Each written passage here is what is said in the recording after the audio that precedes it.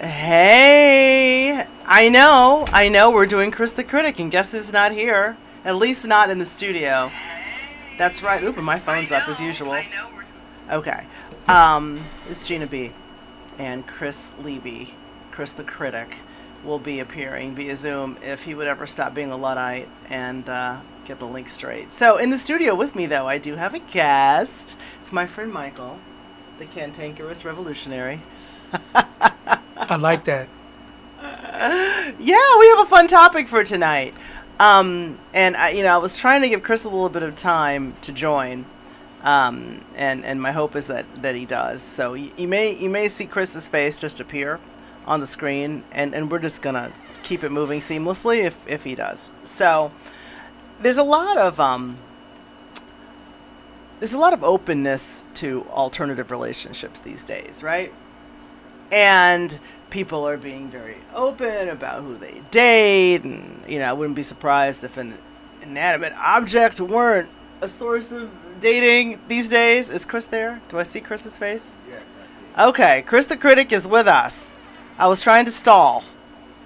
So mind you, he's gonna go mute when I put him on. Okay, he's gonna go mute? You are. I'm gonna go mute.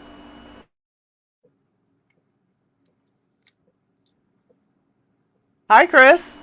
Hello, Gina. What's good?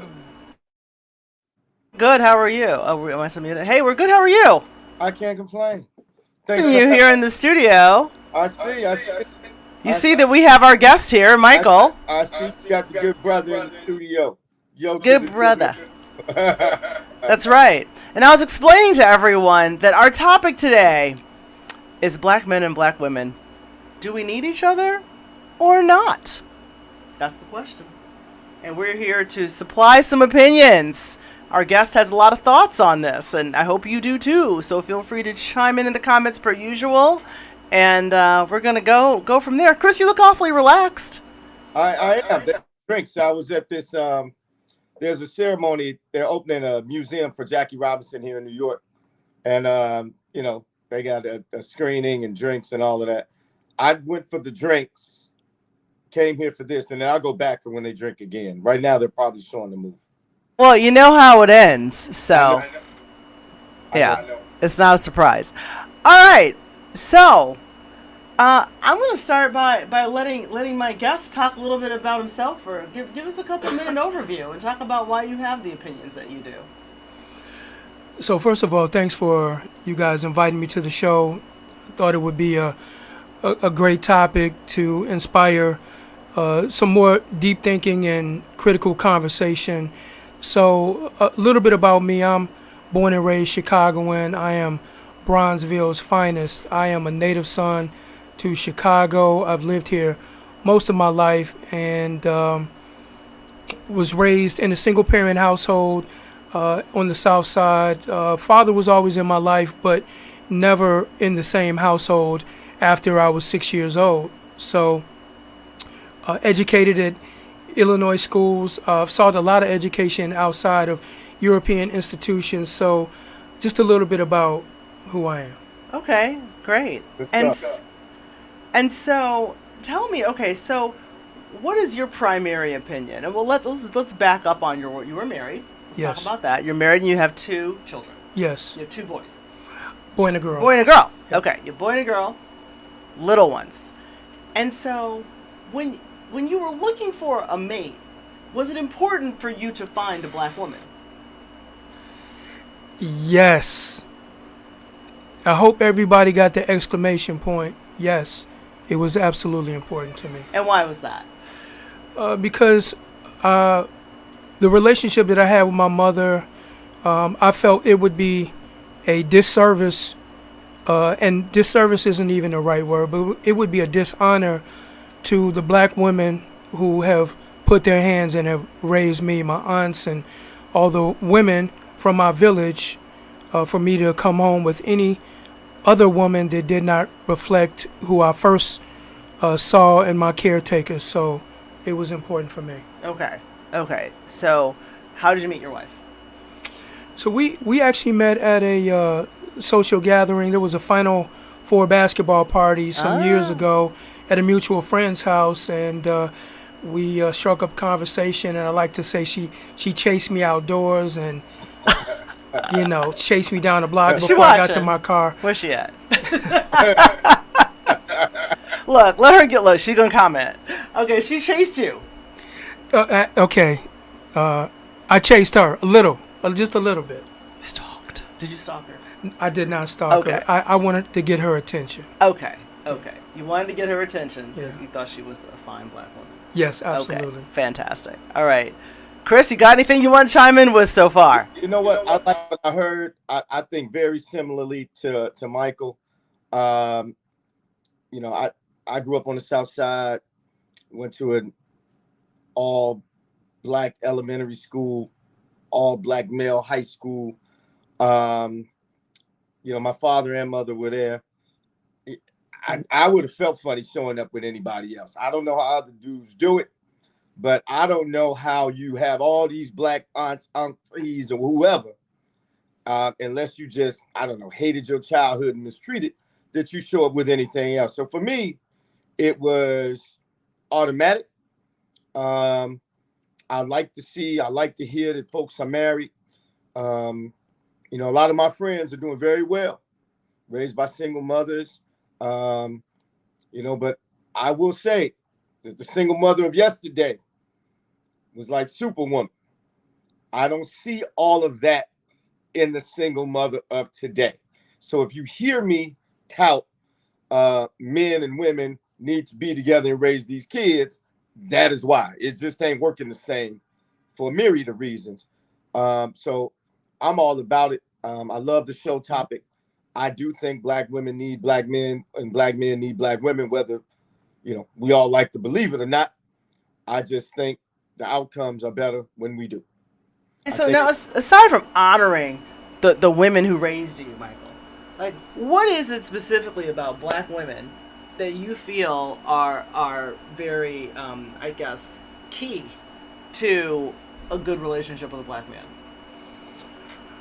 Well, first of all, an elder told me many years ago something that stuck with me, and I'll share. He said that if you love yourself and you love your reflection, then you will, as a black man, be naturally drawn to a black woman. So those words stuck with me, and I don't feel that black women have any substitute. There is no sub for a black woman. There is no fill-in. There's no plan B. It was a black woman or nothing for me. So it was extremely essential for me.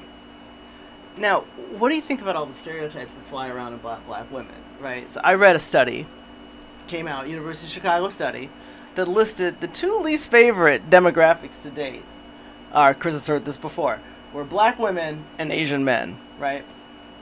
And black women are vilified. We're called too masculine. A lot of people are like, oh, black women are just fat, unattractive, and blah blah blah. And it's so that's why it's nice it's refreshing to have a person who's like, it's black women or nothing.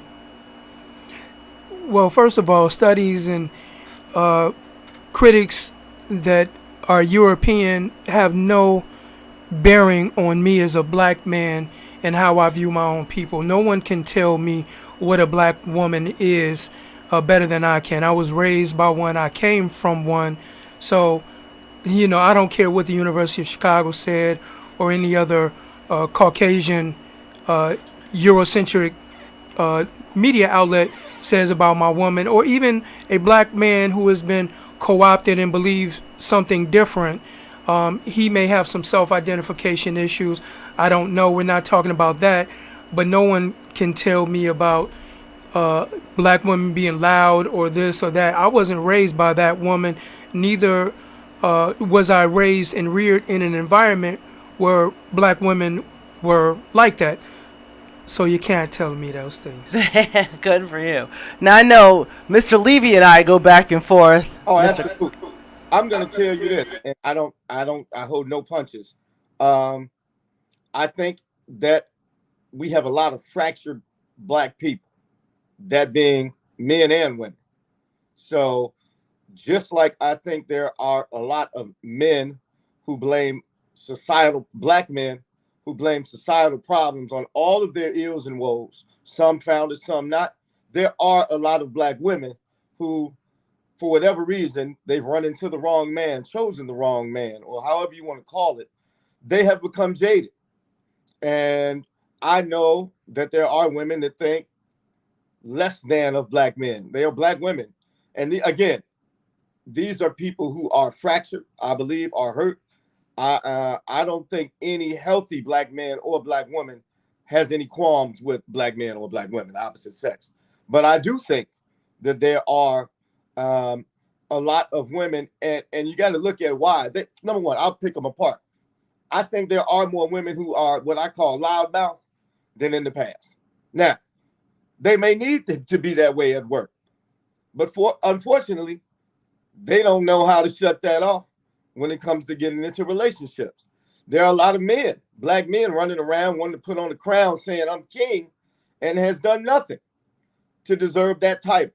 So I think as a community, we have a lot of healing to do, and you have a lot of broke folks trying to hook up with broke folks, thinking it's going to solve their problems, and that's just not working. I had we posted the topic today. There was a woman. I hope she's watching the show and chimes in. She says, "I don't need a Black man now, especially with the success that I have, and blah blah blah. If anything, I may need him for a sperm donor. They're lazy. They're this. They're that." Right? She amounted a whole relationship into some financial topic. And I didn't get upset with the sister. That's her vantage point. Her life experiences are mine. But I reminded her that relationships are only part financial. And whether they like to know it or not, the Black man still makes more money than the average Black woman. It is what it is. But no Black person has that much money where they can be saying they don't need the other person. We're both discriminated against. So it's a case of what I think are like crabs in a barrel. I don't know what you call it. I think we work better together than alone. That's just me. And those who I see, men or women, who speak ill on it, and it goes both ways. It's not just women. I hear a lot of men who maybe aren't happy with where they are in life. Oh, these women only want money. Well, I have 3 daughters. Hell yeah, they better bring home a dude with some money. You know what I'm saying? I character first. You know what I'm saying? But relationships are part, your values. They are, they're physical, they're business. And if you don't bring home somebody who's not taking care of himself, ever. I wholeheartedly agree. I mean, nobody, the point of being in a union is that together you're more than, you're the sum of each other, right? And so you hope that the sum ends up being higher than just one person, right? You're there for a partnership. So yes, they should bring home the money. But what do you think about that in terms of like finances, in terms of, there are a lot of, I'll give you a kind of prequel. There are a lot of people who will say that, a lot of women who will say, it's like just another broke brother, and, I want him to come to me fully baked as opposed to in a struggle. They're not saying, they want him to have more money than her. That's what they're saying. Yeah. For what? That's what they're saying. If we're together, there's enough money in the pot. There's enough money in the pot. I've never seen women start counting money so much till they start making a little bit more. Michael, what do you say? Let's let our guest know. So I'm a believe the same way, or I believe what Kris said in his last segment was actually true. We are a fractured people, and we have a fractured mindset, and we are hoping to get holistic, healthy thoughts from people who are broken. It's not going to happen, and it's not going to happen overnight. It's not going to happen with this show, and nor are we going to change minds that are already set. Our finance is important, yes. It's in particular being in the Western culture. We are in a Western culture. It is the way that I like to put it. We are behind enemy lines as a people. We can see the effects of Black men being taken out of society through mass incarceration. All these things have a effect on relationships. Black people have been dispossessed of trillions of dollars in money that is owed to us, not only from our ancestors, but the technology and all the things that black people have created have been stolen, have not been beneficial. So we are dealing with a group of people that are largely struggling. We are struggling. We don't have generational wealth. We are not 5 generations deep. So the relationships that we have are at a different starting point than the typical white family who has not had to overcome the financial obstacles, therefore does not have the same mindset, nor do black people have the same cushion to F up, and we don't have the uncle that will hire us in his company regardless of how much we have effed up, and we don't get 3 strikes, 4 strikes, 5 strikes in order to make it. So our cushion is 0. So we are a people that have a different starting point from our white counterparts. Yeah, no, I mean, real talk, we do, and we are disadvantaged generationally, just because we got a very late start in this. I mean, slavery really just ended. And also to add on, I will say that it just seems that the more marginalized people are, it seems that like negativity has a greater effect on you. For instance, I will take, I don't know, I'll make up something, gangster rap music. I don't think it affects the kid, white or black, from the 2-parent household as much as it does from the kid who has nothing and knows nothing. I think the marginalized suffer more, and relationships are no different. So yeah, you have a lot of brothers out here, young ones mostly, who haven't done a thing.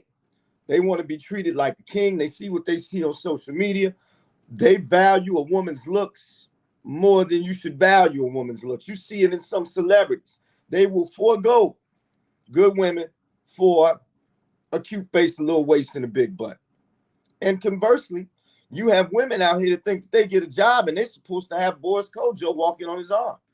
You know, number one, you know, I like to tell men, man, if a good woman can take you a long way, but a bad one can bring you down real quick. And for women, I don't even know. It's like they're not even looking at what men are attracted to. They think, okay, I got a master's degree, I make a little money, but yeah, we are attracted to looks. So yes, there are a lot of, we're disproportionately, men and women, overweight as a people. 56% of black women are considered obese, 82% are overweight. So I get it. You got a nice job. If men were attracted to nice jobs, you'll be ahead of the game. I'm just the messenger. It is what it is. Well, yeah, I mean, we're attracted to looks. We're attracted to, I mean, there's a lot of stuff that we're attracted to because we are in what I call the Instagram society, right? Where everybody wants that picture, that thing. That's what they need to feel like they've arrived, right? They want the chick that is the quote unquote influencer who's had lots of plastic surgery and a Brazilian butt lift and damn near killed herself to get that ass. But whatever. They want that shit. They want, I mean, I see nothing wrong with wanting Boris Kojo on your arm, I'm just saying. But that's what Kojo looking for. Is he looking for a master's? Is he looking for a master's degree? Right. Oh, so you're okay. For a master's degree? I don't know what Boris Kojo was looking for.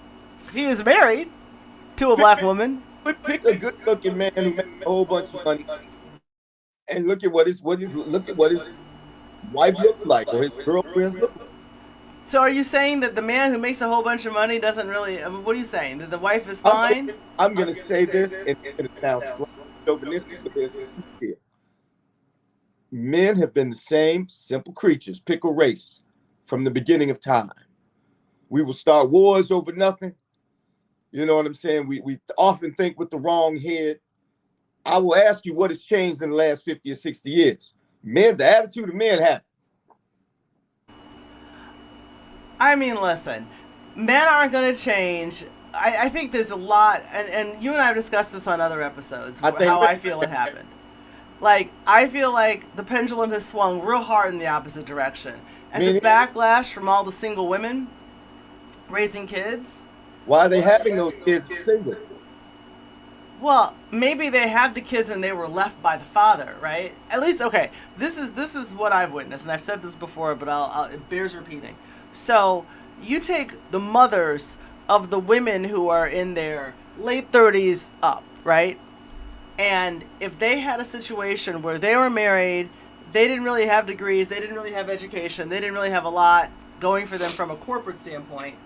They were left with like very little money and very little support. They raised their daughters to be ultra independent so that wouldn't happen to them. And I think the pendulum swung real hard in the opposite direction. So that's a lot of the reason why so many women are walking around like, you know, I got this job, this is what I'm supposed to be valued for, and that's really not what it's about from a male perspective. That's just as a dad, and as much as I'm discriminating, my oldest is 27, I have a 13, 11-year-old.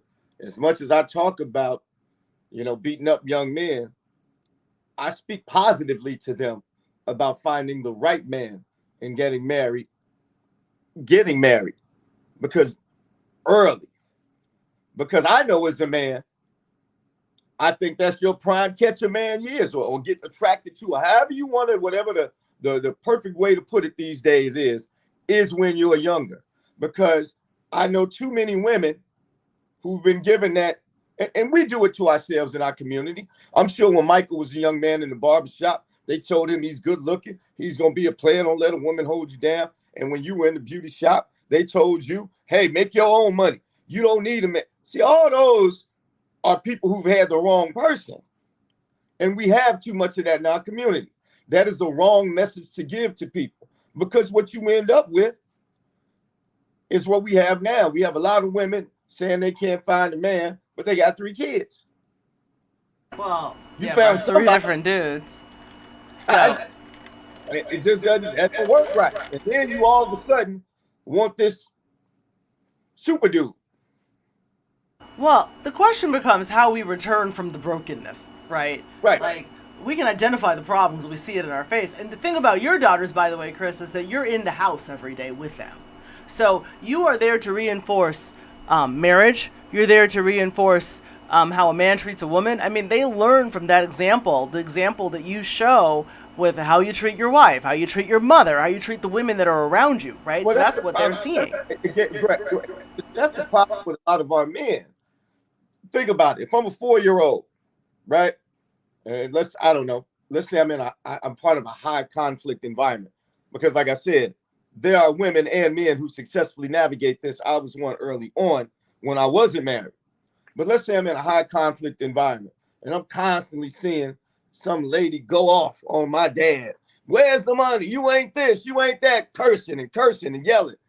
How am I going to act as a man when I get older, when that's the example I've seen? Exactly. It starts at home. I mean, look, it's like just like the father is the first man that the daughter falls in love with. We're kind of back to Michael's original point.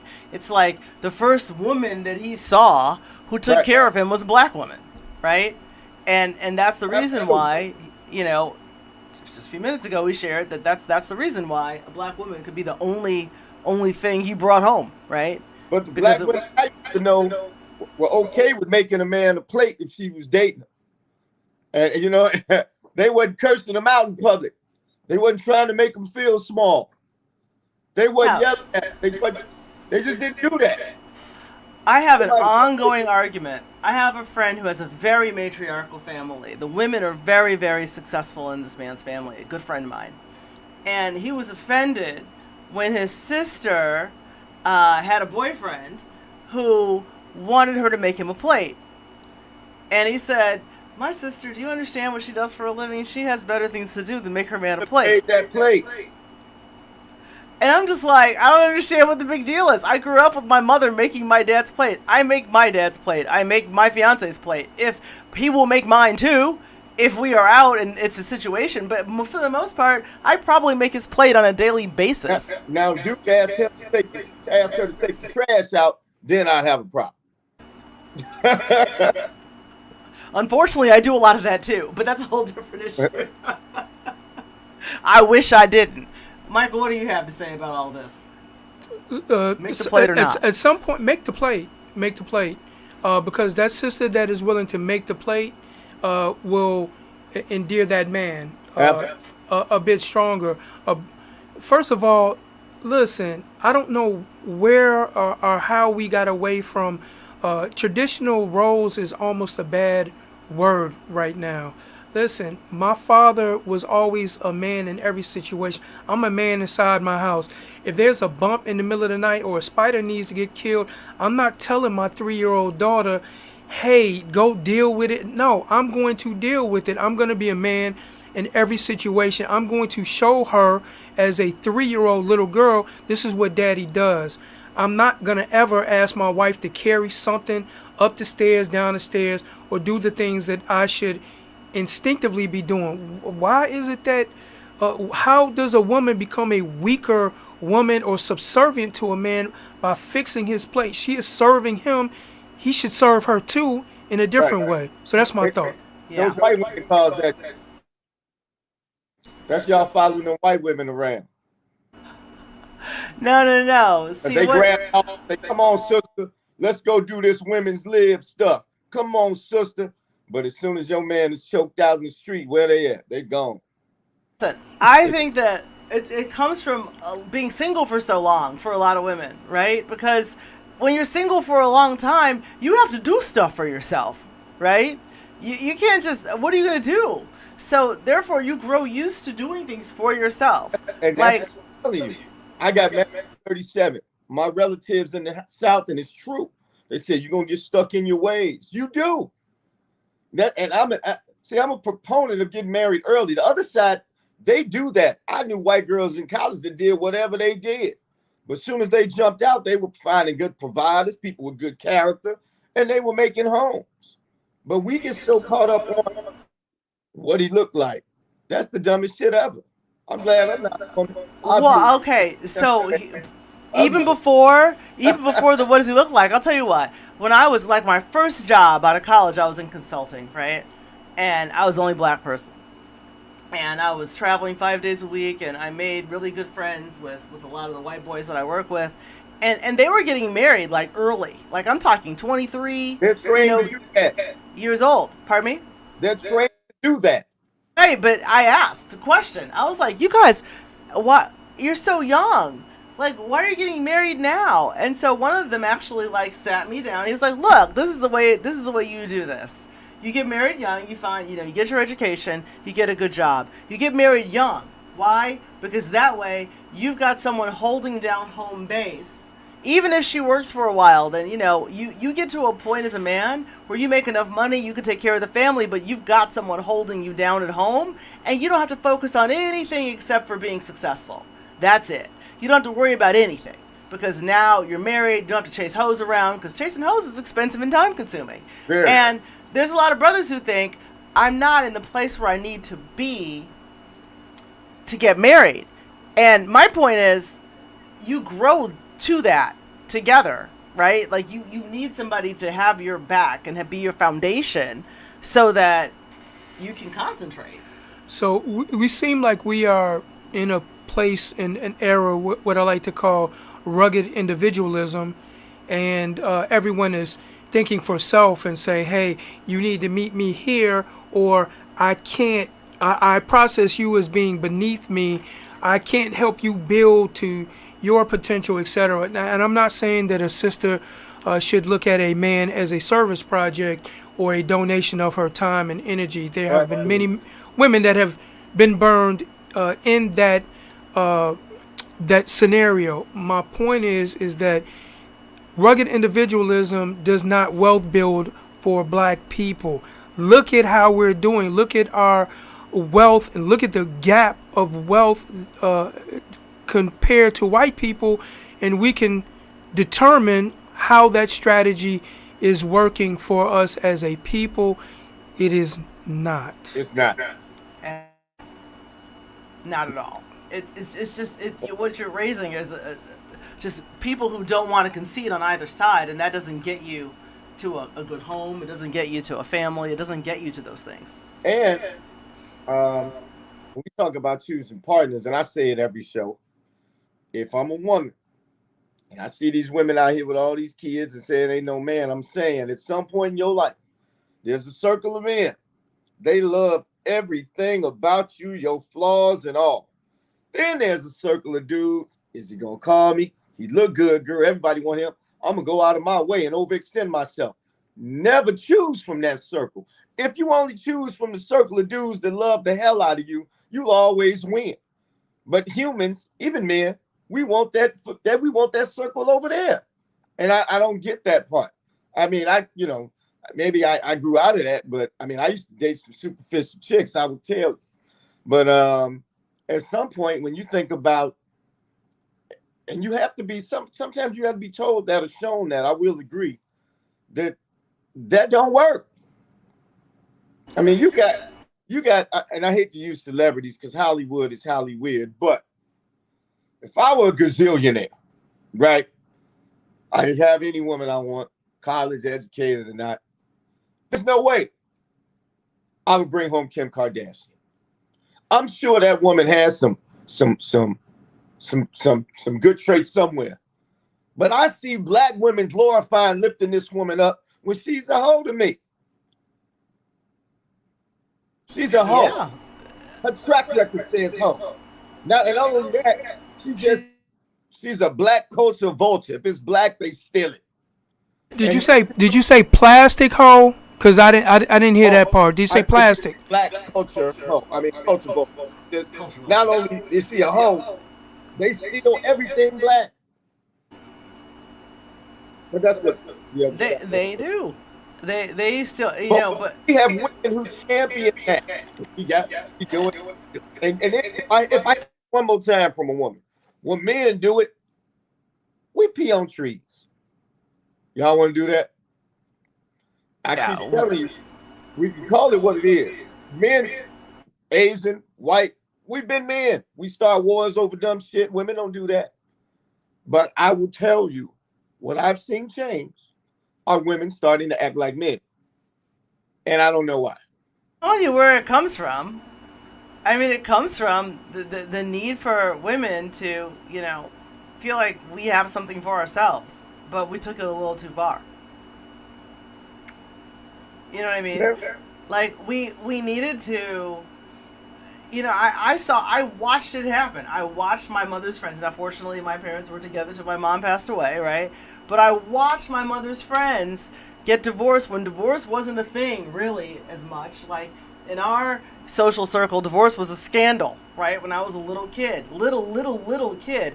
And then I watched those women struggle to raise those children by themselves without the same kind of assistance that they were receiving before. And then I watched those women tell their daughters, look, you don't need a man. You can do this by yourself, because they did not want their daughters to be in a disadvantaged position if anything happened to them in their relationship. But I think that went a little too far. That's what I'm saying. The pendulum swung real hard on the other side. And now there's a whole bunch of women who are like, I don't need no man. I can do this all by myself. I got this down. And there are a lot of women that function perfectly fine, I guess, without men. But there are a lot of men that do the same thing. They're not. First off, a toxic relationship is a toxic relationship. I've heard women use that analogy, and I can name 50 more women who are single, sleeping with somebody, going through more misery. So if you're in a toxic relationship, you're in a toxic relationship. But I will ask people, how are our children turning out? And that is the telltale sign right there. Whatever we doing ain't working.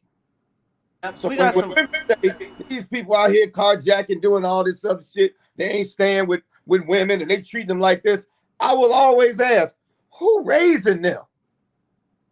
Okay, let's look at the last comment, Brian. Maria. Okay, so we got some comments. Maria Dochi, because marriage and family is no longer a priority and we're being taught that we don't need a man, we can do it ourselves. Exactly, we are. We're being taught that. That's because you're listening for liberals, but I won't get into it. Oh, let's not.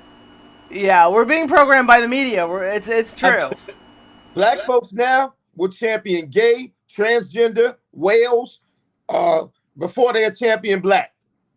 Because y'all listen to, I hate to say it, both sides are racist. One of them just smiles in your face, hires a nigger or two, and you'll all think it's progress. And I say I live in a city with a gay black mayor, a black lieutenant governor, powerful black alderman, black police chief. If I were in another city and looking at Chicago, I'd say, man, them black people must be living good. Because we've always been poor, but early 1900s, we had the least amount of children born out of wedlock. Were all those women miserable? I think not. I think they recognized they needed each other against a greater evil. So, I think some of those women were miserable, but they realized they needed each other, right? So, loud birds now. Well, I think that there needs to be a sense of commitment to both sides, right? Like, we need to commit to each other. So, are there moments in a long relationship or a marriage where you're ready to, like, kill that person? I mean, like, yes, of course there are. Never commit to a woman who says, I'm going to sleep around like men do. Ain't going to happen. Michael, you say what?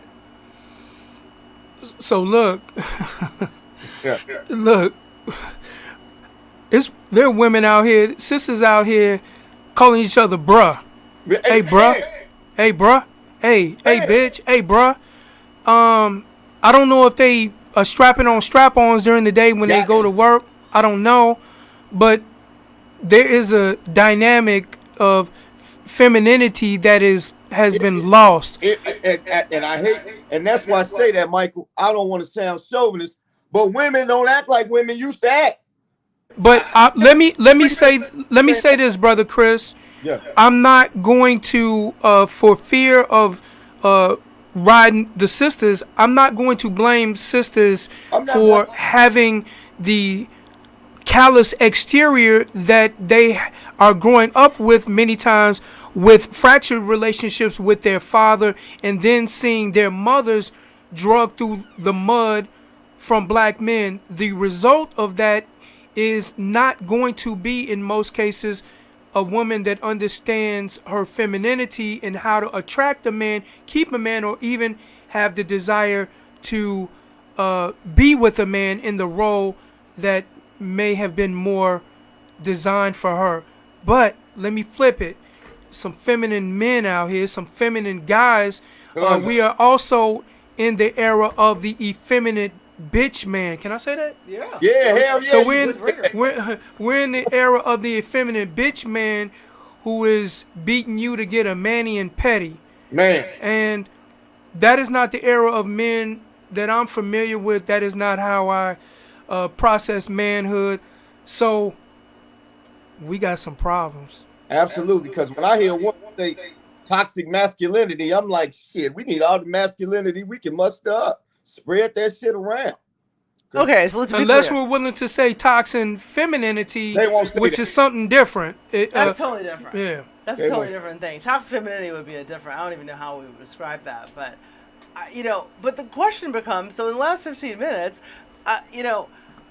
how is this gonna be like righted? How is so why do we need each other? Like, that's the topic of our show today. Tell me why you think black men and black women need each other. Well, the chips are stacked against us in every part of life you can think about. I mean, your children are watching programming that says that they are gay, thieves, thugs, and criminals. They're being programmed with music that says the only thing you should value is monetary gifts or goods. We no longer have a grandmother to give us some sort of morality.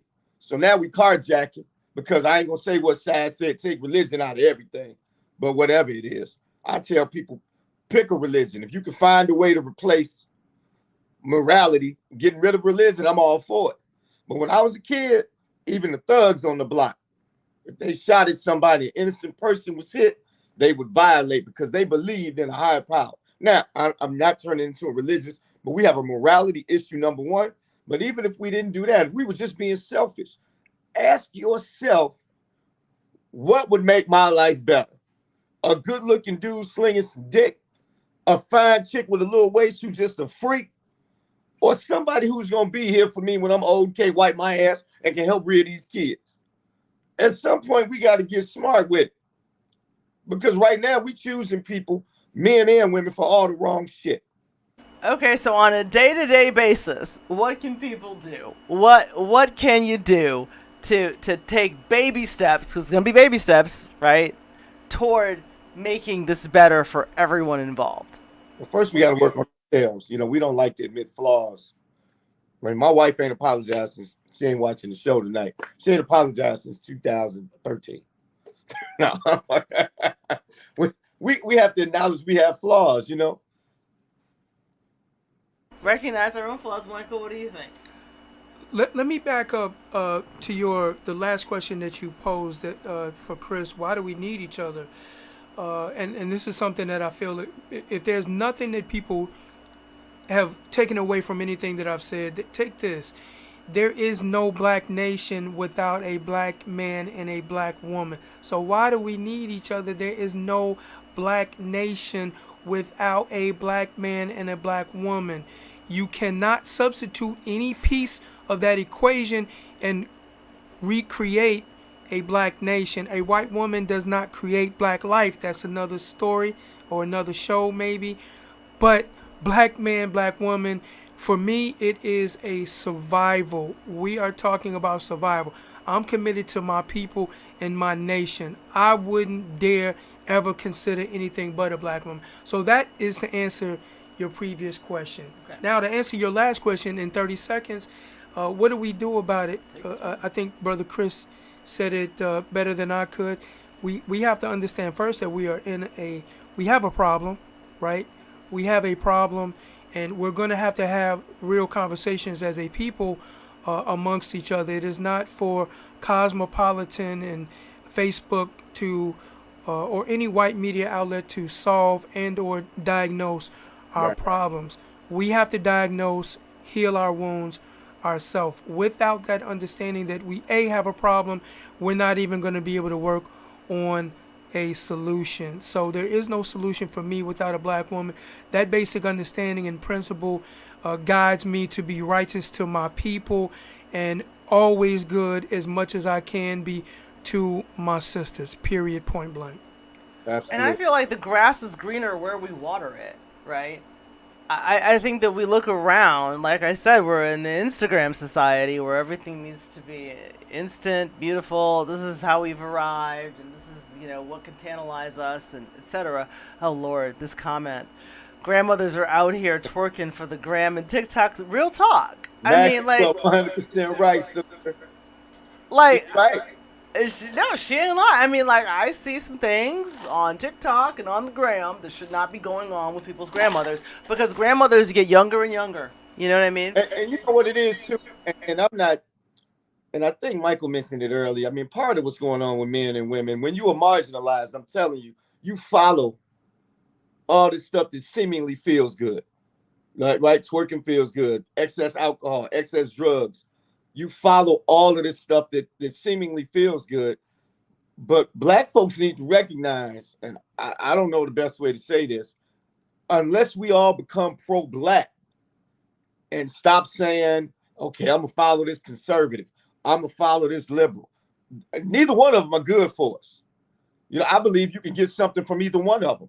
I don't care if somebody likes me. I got in this political season. Hate me all you want, but I would tell Donald Trump, hey, you want to rob the country and do business with Germany? Cool. But I need 3 nationally owned black banks. I need some black crops. I need the 10 major black cities. We got a problem with black males in this. If I can get something out of it, you can continue to hate me. But black folks want to be smiled at. We just want somebody to smile at us instead of asking for something. So when we start people to come to the fish fry and pat you on the back and appoint someone who has the same agenda as that white man to a position for the symbolic win. We have realized that the symbolic win is no win for black people. Absolutely. I don't care who you got. Listen, and you said it, Kris, be one. You are black first, so my agenda, my direction, my articulation is for what is good for black people. I don't care to be a Democrat. I don't care to be a Republican. None of those labels, a LGBTQ supporter, sympathizer, feminist, none of those things have any basis for African people's liberation. And until you understand that, our relationships will be fractured. Absolutely. Absolutely, I agree. I agree. I It's don't real. like all these Like, labels. I don't think they make sense for me, for us. You know what I mean? but I, we fight for it every day. Listen, I have, I have, I've had this conversation. My oldest daughter's one of these extra liberal people, right? She's like, "Well, Chris, why don't you have any gays on the show?" I said, "I don't have a problem with gay folks." I said, "But my black problems are bigger than the gay problems. And as long as white people are gay, that problem will be fought. But nobody fights for that little dude who lives on 71st and Jeffrey, who looks like I used to look, who's probably going to grow up carjacking because everybody cared about something else but that dude." So, like I said, I think you fix black, then all that other stuff works out. Now, if you want to be gay, transgender, and you roll under this black cloak, then I got you. But hey, I'm rolling black first. I tell you what, there's this new show. I don't know if you guys have ever seen it on, I think it's AMC, called 61st Street. Have you guys seen this? Do you know what it is? No. It's a good show. Okay, let's start with that. It's drama, all right? Lee was watching it last night late at night. I was like, I have to stop. Because it was one of those black trauma shows where you see the brother getting arrested. And I can't do that anymore. It's terrible for my psyche. I have vowed that I'm not doing that Those anymore. movies have we seen, OJ? What? How many of those have we seen? You cannot be numb by that. I've stopped doing it. I've stopped watching because it doesn't do anything for me. Like, it doesn't help me to be reminded. I'm not the audience for that because I know what goes on. You know what I'm saying? Like, okay, once again, good show. Black people are starring in it. I hope people watch it. I just can't do it. I can't do more black drama. There just has to be another point of interest and connection that black people should share besides the trauma story. Like, I get it, and I can participate in some of that at a certain point. I'm not looking for the same reason. Where's the black triumph story? Because we have those too, and they can be interesting. They can be fulfilling. Another kid growing up in the projects, selling drugs, broken family, daddy in jail.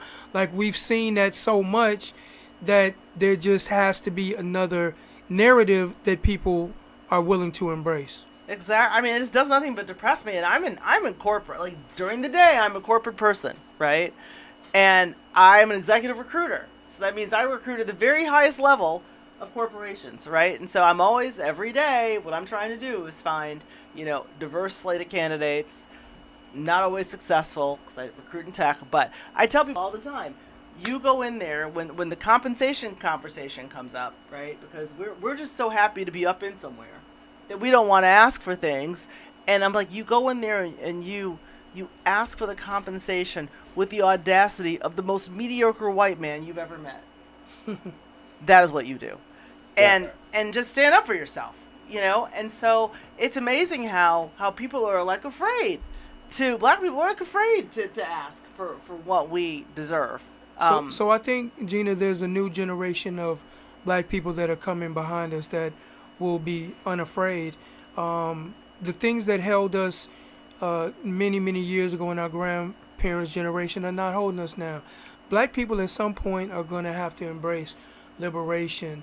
And part of that liberation is going to be to understand that you have a power. And I think that's what you just alluded to. Listen, you're not going to get me for cheap because I'm not cheap. And even if I'm working for your company, I'm not cheap. In a relationship, I'm not cheap, and I'm not going to treat you cheap. So we're going to have to figure it out. Yeah. And yes, and you brought it back home. So in a relationship, you're not cheap. Exactly. You shouldn't be treated as cheap. Back to Chris's point, you shouldn't be hoeing around. Right, that's the problem, Zena. We treat ourselves as cheap. We put the bar on the floor, and someone can just walk over that bar. It's not a high bar to reach.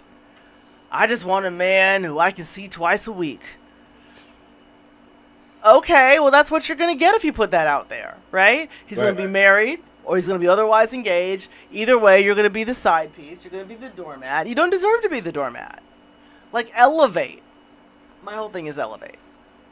And I say this, and again, when I was a teenager, and I found out girls like guys with cars, I got a part-time job.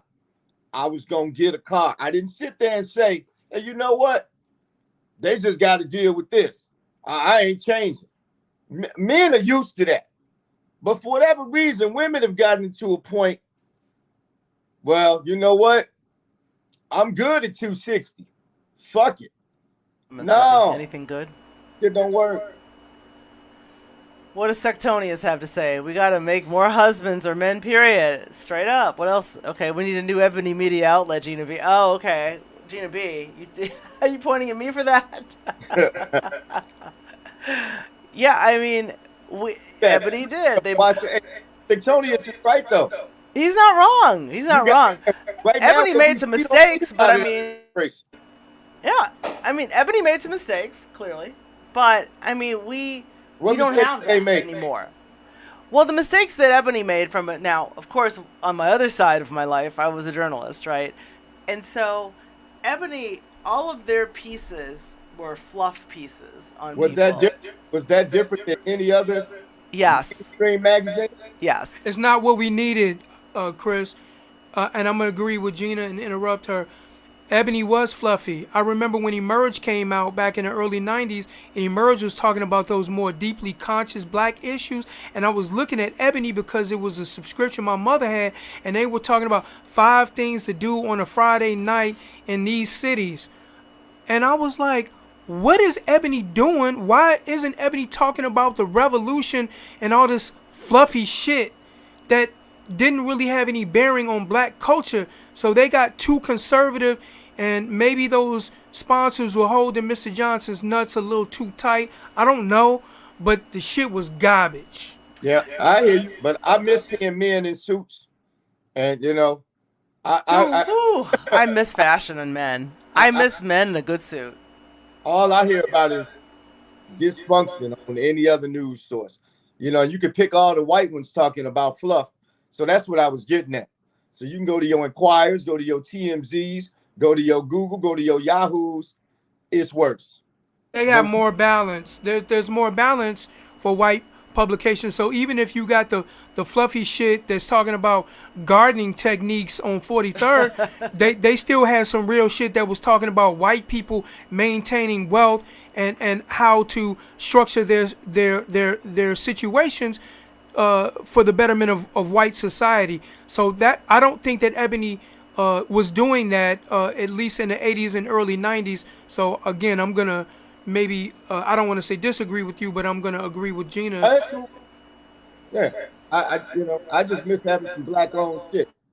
I miss it too, but I just wish, and also from an interview standpoint, I know we only have a few minutes left. From an interview standpoint, when they interviewed celebrities, they didn't really get deep into anything, right? It was all this I'm dated against the white media, Gina B. I can't even watch a news segment at night, right? Because if it's I don't do that. North side, they'll say in the Lawndale neighborhood or this neighborhood, but if it's on the south side, it's just the whole south side. Yeah, I hate white media. I did a whole person even had this shit with. Did you guys know I have a TikTok? I have a TikTok channel like your black friend Gina, where I do ask your black friend Gina when you're a white person about to do something stupid, right? And one of the things that the way the Highland Park thing was covered, right? The Highland Park shooting, there was a Highland Park shooting, and then that same weekend, 70 people were shot on the south and west sides of Chicago. Did we get human stories? No, we did not. And 70 people were shot in Chicago, but they got human stories of who those victims were. We did not get that.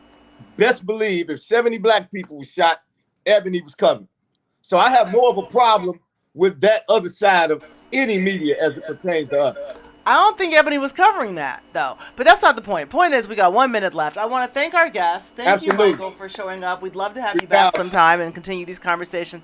Thank you, Kris, for joining us all the way from your baller trip to... I'm just espousing somebody down here, but I'm about to just go drink up and try not to, embarrass nobody. But what did we talk about this whole time? You're the supporter of that spouse today. You're supporting your wife where you need to be. My kids are here. I'm hiding from them. They in another room. My mama here. I might just go out and hit the street. You're committed to your family, which is what we were talking about today. Commit to your family. The grass is greener where you water it. That might be the answer, Jalen, to all of this. Commit to the family, but Commit. But Mike, thanks for joining the show, brother. You got to come back. That was solid. we not always this solid or deep on the show. Hey, listen. If you ask me to come back, man, I got one disclaimer. I'ma always bring the thunder, and Yeah. I'm never gonna say some shit that make people feel like they getting a back rub. I'ma Okay. just give it to you raw. We might have to do it next week. We talk about. All right, I'm down. All right. Bye. All right. Shout out to y'all. Peace, show. Brian, Thanks for showing. Thanks a lot, brother. Peace, y'all.